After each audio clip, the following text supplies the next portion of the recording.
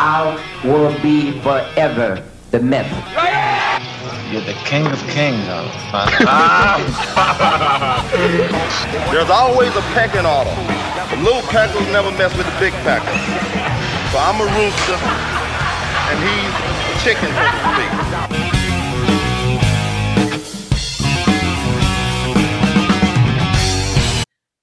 And then eventually we had to make the trip to Africa, which was like, it was, for me, it was a disaster. Yeah. It was really horrible.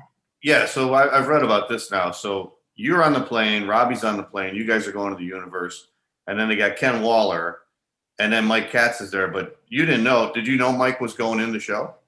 Well, see, here's what was supposed to happen. Okay. This is what we were told.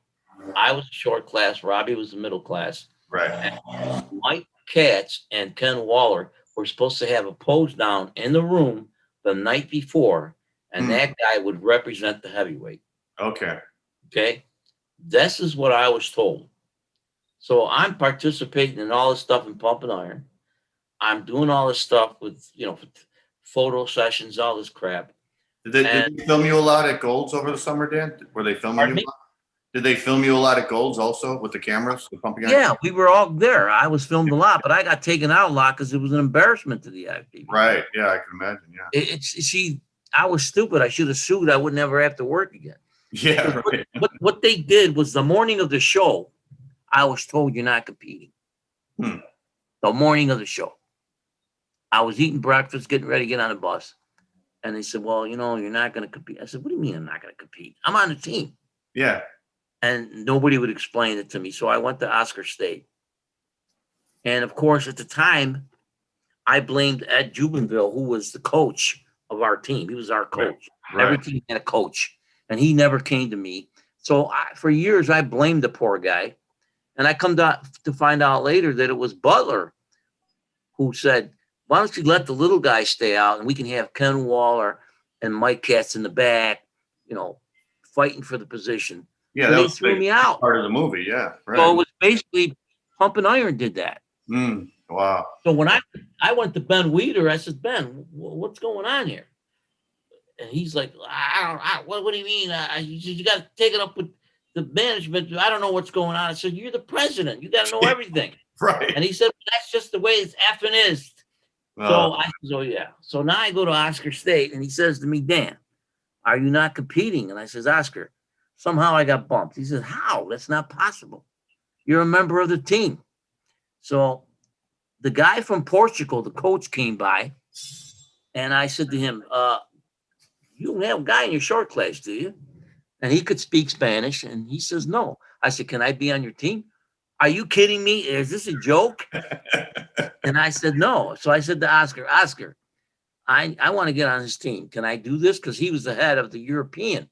Yeah. And he said to me, well, I don't know how we're going to do this because he liked me. I said, Oscar, my mom was born in Spain. My dad was born in Puerto Rico. They had to go by Portugal to get there. And he said, for a story that stupid, I got to let you in. So he let me in. So he lets you into Team Portugal. Okay. Right. If you look at pictures that you don't see very many because it was an embarrassment for everybody. Right. I pulled in a banner and it says Portugal. It doesn't say USA. You'll find it on the internet. If you look, you'll see it. That's when all the athletes come out on the stage and they right. Yeah. We all carried a banner back then. And right. I got a stick banner and it says Portugal. And Arnold's in front of me in the seats laughing his ass off. He's saying, right. Oh my God, Danny. So now I get on stage and I'm competing and I'm kicking everybody's butt. Yeah. I'm getting ready to win the universe. I was the winner. For Portugal. They had a kid from England and somewhere else, and they protested. Somebody from England. And Oscar State was from England, and he let me in. But one of the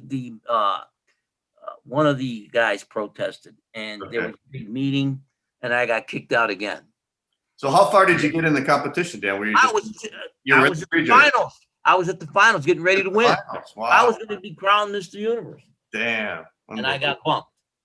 So now, if you watch Pump and Iron, the only piece that you see me in that whole movie is sitting down with Arnold. Watching. Arnold came over to me and said, Danny, are you okay? I am so sorry. I said, you know what? The hell with it. And then I looked at Franco, and that's when I said, my God, look at those legs. He could fly with those things. They're like wings. Right. And that's the only part you see me in Pumping Iron. Oh, but man. that's when Arnold came over and asked me if I was all right, because I just got kicked out.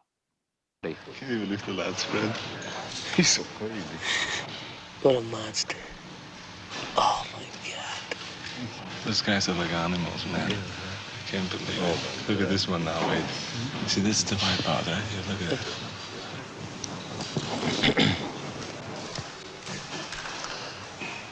And your lats from the rear? God, what's he gonna see?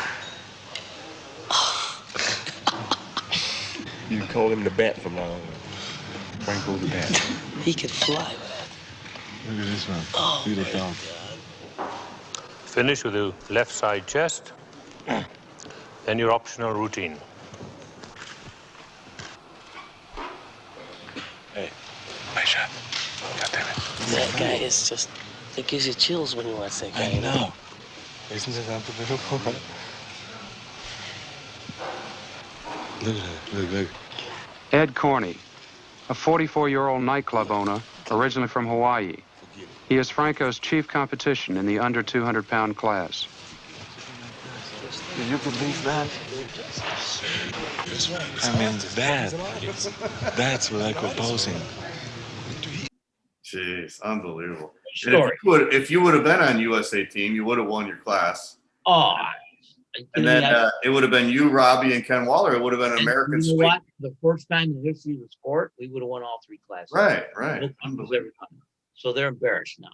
So now, if you hardly saw anything when I came home, and people ask me, I thought you were competing in the universe. They thought I was lying.